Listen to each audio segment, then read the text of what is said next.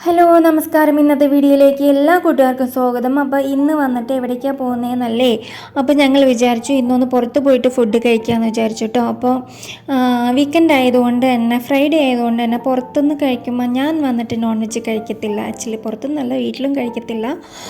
അപ്പോൾ അതുകൊണ്ട് വെജാണ് ചൂസ് ചെയ്തേക്കുന്നത്. പിന്നെ ഞങ്ങളുടെ കൂടെ ഒരു ബ്രാഹ്മൺ ഫാമിലിയും കൂടി ഉണ്ടായിരുന്നു. അപ്പോൾ അവരെ കൺസിഡർ ചെയ്തിട്ട് നമ്മൾ വെജിലേക്ക് പോകാമെന്ന് വിചാരിച്ചിട്ടോ.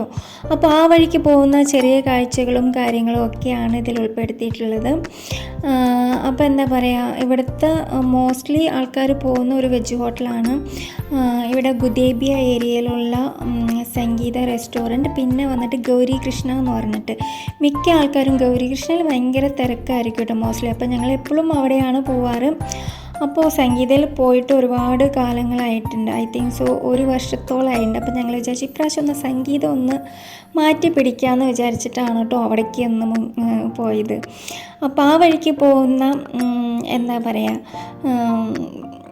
റോഡിലെ ചെറിയ ചെറിയ കാഴ്ചകളും പച്ചപ്പിനിടയിൽ തലപൊക്കി നിൽക്കുന്ന നമ്മളുടെ ബിൽഡിങ്ങുകളൊക്കെ കാണാൻ കഴിയുന്നുണ്ട്.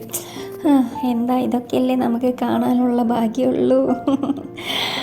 അപ്പോൾ അവിടുത്തെ ലാൻഡ്സ്കേപ്പിങ്ങും കാര്യങ്ങളൊക്കെ അതുപോലെ തന്നെ ഭയങ്കര രസമായിരിക്കും കേട്ടോ.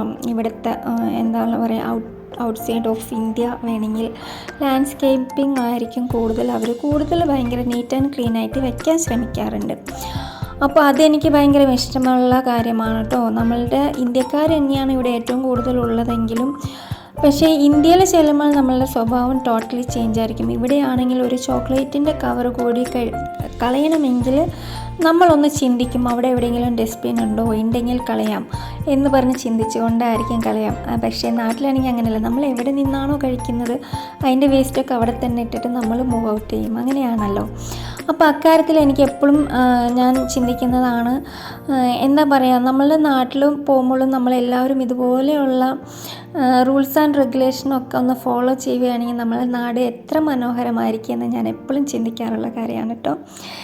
എനിക്ക് തോന്നുന്നു നിങ്ങൾ ഒരുപാട് ഞാൻ സംസാരിച്ച് ബോറടിപ്പിക്കുന്നുണ്ടോ എന്ന്. എന്തായാലും കുഴപ്പമില്ല, നിങ്ങൾ ഈ ബോറടിയൊക്കെ ഒന്ന് സഹിച്ചോട്ടോ.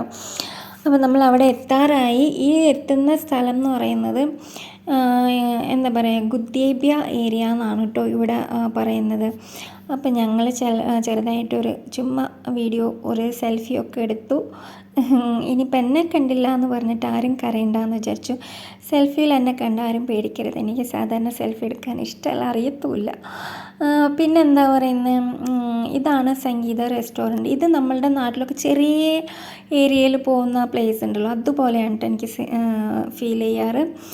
ഇതാണ് എൻട്രൻസും അതുപോലെ തന്നെ അവിടുത്തെ ഡൗൺ ഫ്ലോർ ഇതാണ് കേട്ടോ. അപ്പോൾ ചെല്ലുമ്പോൾ തന്നെ നമുക്ക് സീറ്റ്സും കാര്യങ്ങളൊക്കെ അവിടെ സെറ്റ് ചെയ്ത് വെച്ചിട്ടുണ്ട്, നമുക്ക് വേണമെങ്കിൽ മേടിക്കാം കേട്ടോ. അപ്പോൾ ഇതാണ് ഡൗൺ ഫ്ലോറിലെ കാഴ്ചകൾ. അപ്പോൾ കുറേ ആൾക്കാരൊക്കെ ഉണ്ടായിരുന്നു. അത്ര വലിയ തിരക്കുണ്ടോയെന്ന് വെച്ചാൽ വലിയ തിരക്കൊന്നും ഉണ്ടായിരുന്നില്ല. അത് കഴിഞ്ഞിട്ട് ഞങ്ങൾ മേലെയാണ് ഇരുന്നത് കേട്ടോ, ഫസ്റ്റ് ഫ്ലോറിലാണ് പോയത്.